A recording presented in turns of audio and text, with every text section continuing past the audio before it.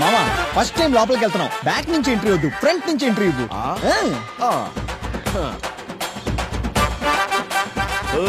ఎవరయ్యా ఇక్కడ? కాబోయే అల్లుడు మొదటిసారి ఇంటికి వస్తే ఎవరు వెల్కమ్ చెప్పట్లేదే. శివ శివ, ఎవరినైనా మీరు? నువ్వే అంటున్నావుగా శివశివ అని. ఇతనే శివ. అయ్యో మడి మైలా ఏమీ లేకుండా చెప్పులు ముట్టి అపవిత్రం చేశారు కదరా. అయ్యో మావా, మనం పళ్ళు తోమకుండానే టిఫిన్ చేస్తాం. ఈడేంటి నీళ్లు తాగినందుకు ఈ రేంజ్ లో గొడవ చేస్తున్నాడు డట్టిప్పుడు. అవును మావా, కొంచెం కూడా మడి మైలు లేదు. అచ్చరే, ఇక్కడ పెద్ద అయిన పరందామయ్య శాస్త్రి గారి ఇల్లు ఎక్కడుంది? ఎవరు బాబు? నమస్తే. ఇంటి లోపల కూడా వచ్చేసారు. మా కాళ్ళ మీద నేనెందుకు పడాలి? ఏంటి బాబు ఇది? ఎందుకు కాళ్ళ మీద పడుతున్నారు?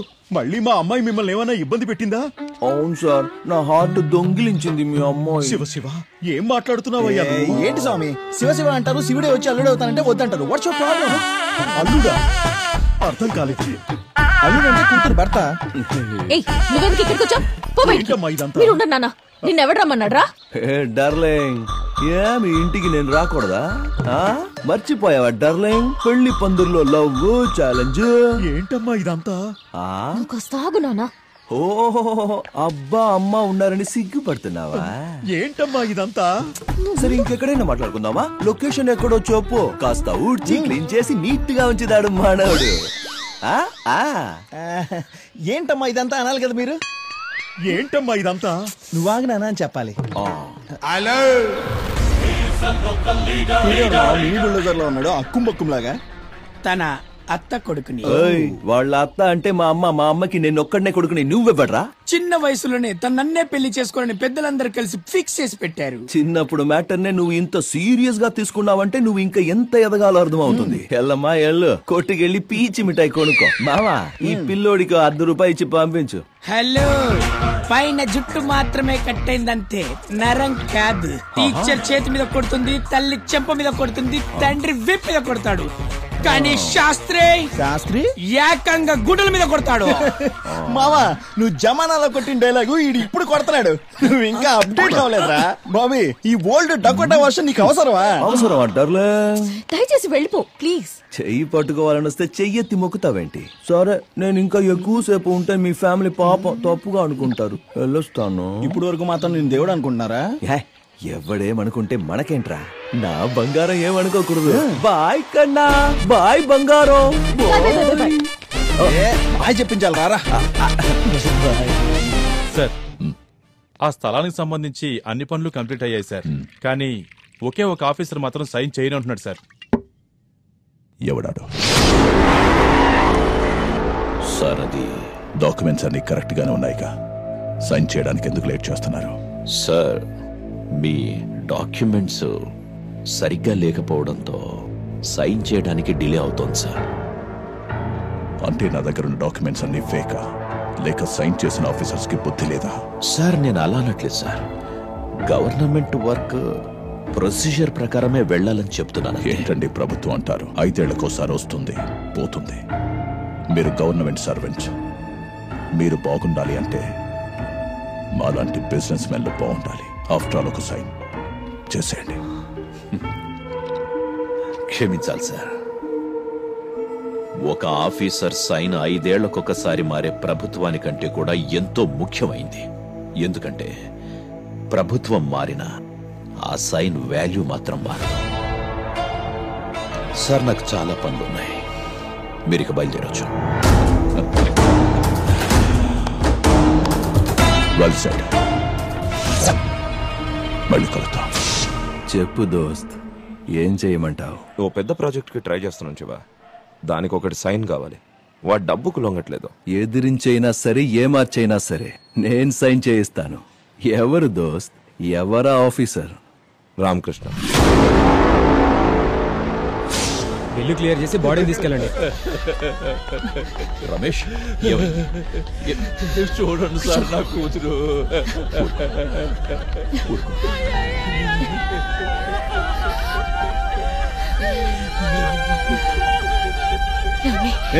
ఎక్కడయ్యా నా డబ్బులు? మీ అప్పు తీర్చేస్తాను సార్. నాకు కొంచెం టైం ఇవ్వండి సార్. నా దగ్గర నాటకాలు ఆడుకో, నా డబ్బు నాకు కావాలంతే. సార్ ఏమైంది సార్? ఏయ్, వీడు కూతురు చదువు కోసం డబ్బు ఇచ్చాను. ఇప్పుడు ఆ కూతురు లేదు, డబ్బు లేదు. నువ్వు ఇస్తావా? కొంచెం టైం ఇవ్వండి సార్. అలాగే. రమేష్ ఇలా రా. ఇదిగోండి, కొంచెం నీళ్లు తాగండి. సరే, డబ్బులు లేదంటున్నారుగా. చచ్చి ఇంకా అరగంట కాలేదు. ఈ లివర్ కిడ్నీలు ఎవరికైనా అమ్మేద్దామా? మంచి పేమెంట్ ఇప్పిస్తాను, ఓకేనా? సార్ ఏం మాట్లాడుతున్నారు సార్ మీరు? అయితే సార్ మీ కాళ్ళు మొక్కుతాను సార్. సార్ మీకు దండం పెడతాను సార్, ప్లీజ్ సార్. ఏమన్నావురా? ఇంకోసారను. ఎవరా నువ్వు? వీళ్ళకి నీకు సంబంధం ఏంటి? కష్టాల్లో ఉన్నవాడి గురించి మాట్లాడటానికి సంబంధాలు అక్కర్లేదురా, మనిషి అయితే చాలు. ఏయ్, చొక్కోగలరా? మొత్తం బిల్ అయితే తెలుసా నీకు? కట్టే స్తోమత లేకపోతే ఇక్కడికి ఎందుకు తీసుకురావడం? ఏదైనా గవర్నమెంట్ హాస్పిటల్ తీసుకెళ్లొచ్చు కదా. ఎమర్జెన్సీ వచ్చినప్పుడు దగ్గరలో ఏ హాస్పిటల్ ఉందో చూస్తాం గాని జేబులో ఎన్ని డబ్బులు ఉన్నాయని ఎవరు చూడరా. ఏయ్, ఇక్కడి నుంచి తీసుకెళ్లకుండా ఎవడు అడ్డొస్తాడో నేను చూస్తా. పదండి అన్నా, బండి సైడ్ లో ఆపు. ఇక్కడే లెఫ్ట్ లో.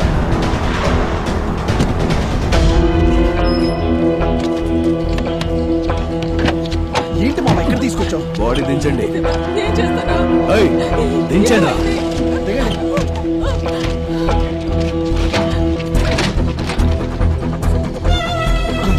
ఆపు.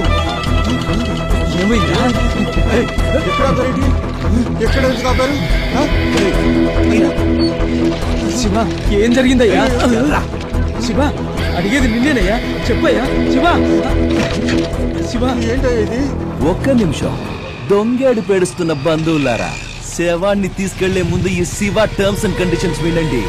ఇక్కడ చనిపోయిందే ఈమె బాబా పెద్ద మనిషి. తను బతుకున్నప్పుడు ఈమె కోసం ఇంకో పెద్ద మనిషి దగ్గర అప్పు చేశాడు. ఆ అప్పు తీరక ముందే ఈమె చచ్చిపోయింది.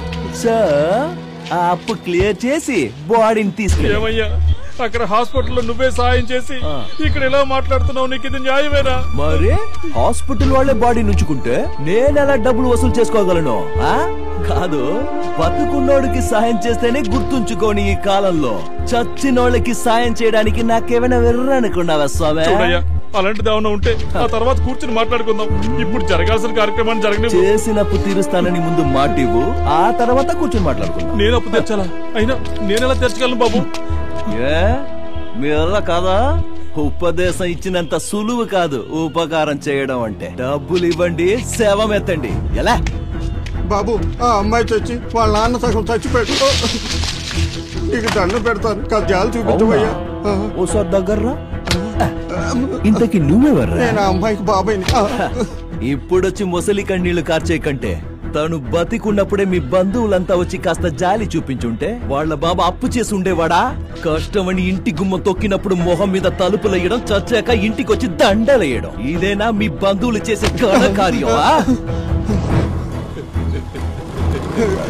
నీకు పుణ్యం ఉంటుంది, ఆ అమ్మాయిని వదిలేవయ్యా.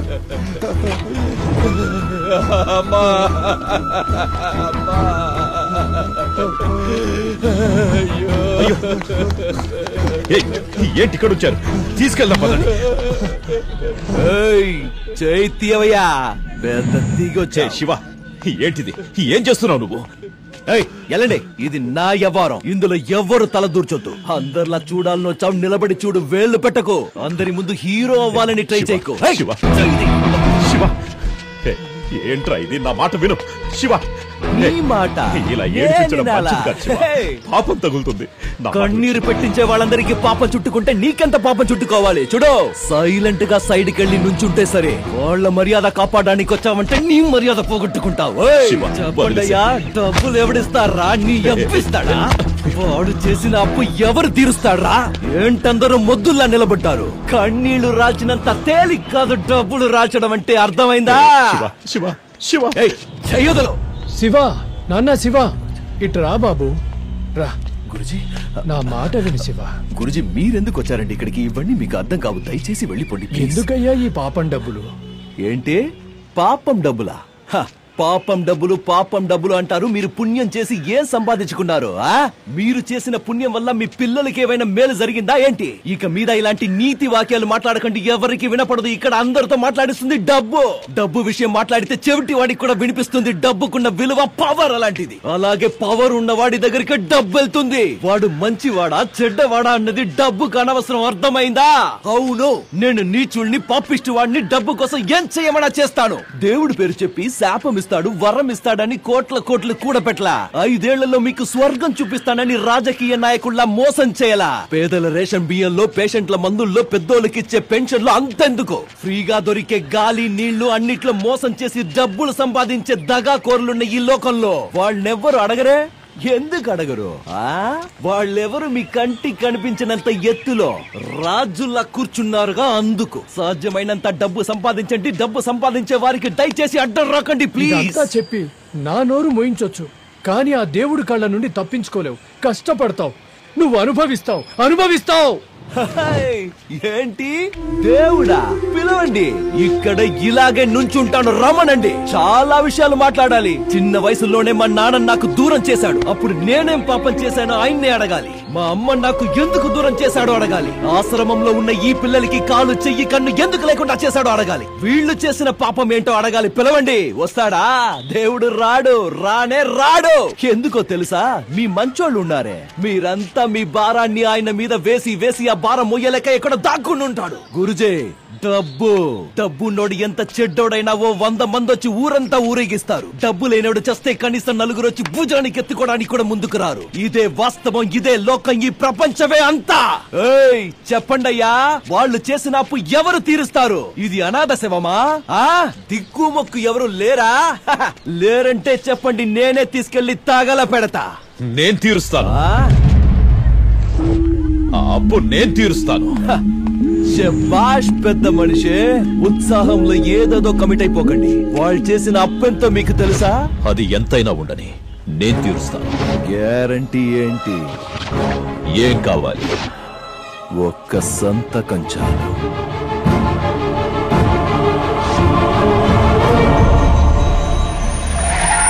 ఓహో, పోలీస్ అంతా అయిపోయిన తర్వాత మీరెందుకు వచ్చారండి?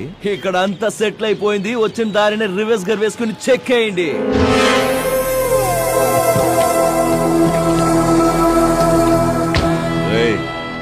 నిన్ను తీసుకెళ్ళటానికే వచ్చానురా. పదరా స్టేషన్ కి. ఏంటి మిస్టర్ ఆదిత్య, నా గురించి మీకు తెలీదా? ఏంటయ్యా మాదేవ్, ఏంటంట? నువ్వు ఎవరో ఏంటో నాకు బాగా తెలుసు, కానీ నేనెవరో కూడా నీకు తెలియాలి కదా. దానికి ఇప్పుడు టైం వచ్చింది. నీ మీద కంప్లైంట్ ఇచ్చారా? కంప్లైంటా? నా మీద? నేను బయటికి వస్తే నన్ను చూసి లోపలికి పారిపోయే జనం నన్ను లోపలేయడానికి నా మీదే కంప్లైంట్ ఇచ్చారా? ఎవరబ్బా వాడు? అంత దమ్మున్నోడు? ఓసారి రా ముందుకి, నేను నీ మొహం చూస్తా. ఎవరు రాలేదే? చూడండి, వాడు వీడని కాదు, ఒక పిల్లోడు. ఎవరో ఒక పిల్లోడు నా మీద కంప్లైంట్ ఇచ్చిన నా అంతటా నేనే వచ్చి బండెక్కుతా. కంప్లైంట్ ఇచ్చింది నేనే.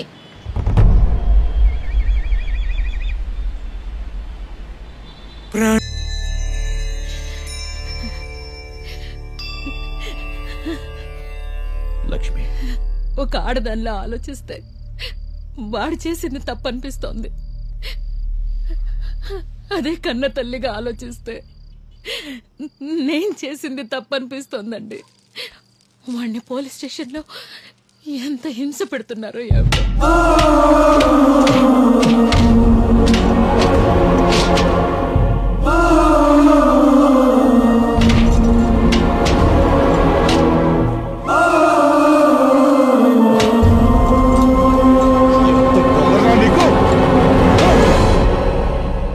మన కళ్ళ ముందే పెరిగినోడు స్టేషన్లో తన్నులు తింటున్నాడు. మీకు బాధ అనిపించడం లేదా? విడిపించడానికి కొంచెం సహాయం చేయండి. అమ్మా బాబులకే అవసరం లేనివాడు మనకెందుకు స్వామి?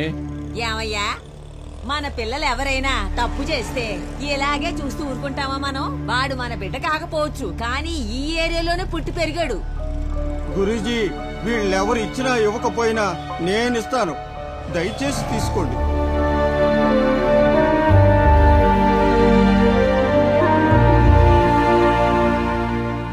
గురూజీ, వాడి తల్లి బాధ చూడలేకపోతున్నాను. ఎలాగైనా వాడిని విడిపించండి. నువ్వు కూడా నాతో రా. వద్దు గురుజీ, వాడు నన్ను చూస్తే బయటికి రావడానికి కూడా ఒప్పుకోడు. మీరు వెళ్ళండి.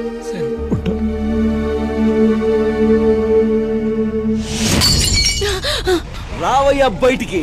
నా నిద్ర చెడగొట్టి లోపల నువ్వు సుఖంగా నిద్రపోతున్నావా? రావయ్యా బయటికి. నన్ను క్షమించండి. లక్ష్మి, వాడు మనల్ని వద్దనుకున్నంత మాత్రాన వాడి బాధ్యత మనది కాకుండా పోతుందా లక్ష్మి? చెప్పు. డైరెక్ట్ గా ఎదుర్కొనే గుండె ధైర్యం లేక ఆడదాన్ని అడ్డం పెట్టుకుని నన్ను జైలుకి పంపిస్తావా? జైల్లో కాదు కదా, పాతాళంలో పాతేసిన బయటికి వస్తా.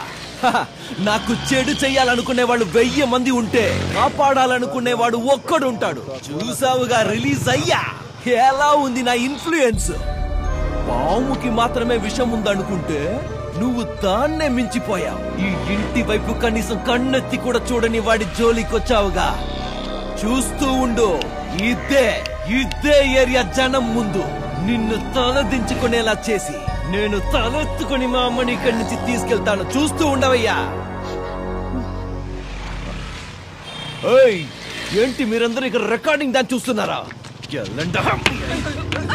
మళ్ళీ వస్తా. నా కొడకల్లారా, నన్ను జైల్లో పెడితే మీరు ఏరియా మొత్తం బంక్ చేసి గొడవ చేస్తారనుకుంటే ఫుల్గా తాగి ఎంజాయ్ చేస్తారా? ఎందుకురా కళ్ళు మూసుకున్నావు? ఏమైందిరా? అయ్యా, నేను భయపడి కళ్ళు మూసుకోలేదు. వాడిని నేలాడ తీసినందుకు మూసుకున్నా. అసలే ఆడు తిప్పి వేలాడ తీశాడు. టైం బ్యాడ్ అయి నీ లుంగి ఊడిందనుకో, తమరి విశ్వరూపం నేను చూడగలనా? ఏంట్రా అంటున్నారు? అన్నకు మందు ఖాళీ అయిపోయింది, నువ్వు వెళ్ళి అన్నం పట్టుకురాని మా పితాశ్రీకి చెప్తున్నా. నేనంటే అంత లవ్ అంటారా నీకు? అబ్బాయిలందరికీ రాత్రి పడుకున్నప్పుడు కల్లో సన్నీలి అని వస్తే నా కల్లోనూ మా పితాశ్రీ కల్లోనూ నువ్వే వస్తావు మామా.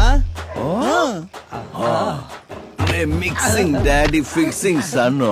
మీరు నాగస్వరం ఉదగానే తల్లాడిస్తూ నాట్యం చేయడానికి నాగరాజు అనుకున్నారా? ఆ నాగరాజుని మెడలో వేసుకుని నాట్యం చేసే శివుడిని. ఈ దేడు దమాక మాటలు నా దగ్గర కాదురా. మీరు ఇలాగ వేలాడుతుండండి, రేపు పొద్దున వస్తా. అయ్యో, నువ్వు పొద్దున వస్తే మా శవాలు దించాలి. శివ దించు, శివ దించు. ఏంట్రా మావా సౌండ్? నీ పిల్ల అగ్రహారంలో ఫంక్షన్ పెట్టుకుంది. ఫంక్షన్?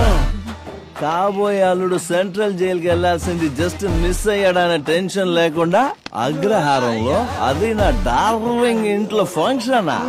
అందుకే అంటారు మావా, అన్నోడు బాగుంటాడు, పడ్డోడు బాగుంటాడు, మధ్యలోడే నలుగుతాడని. Costume change, location shift, surgical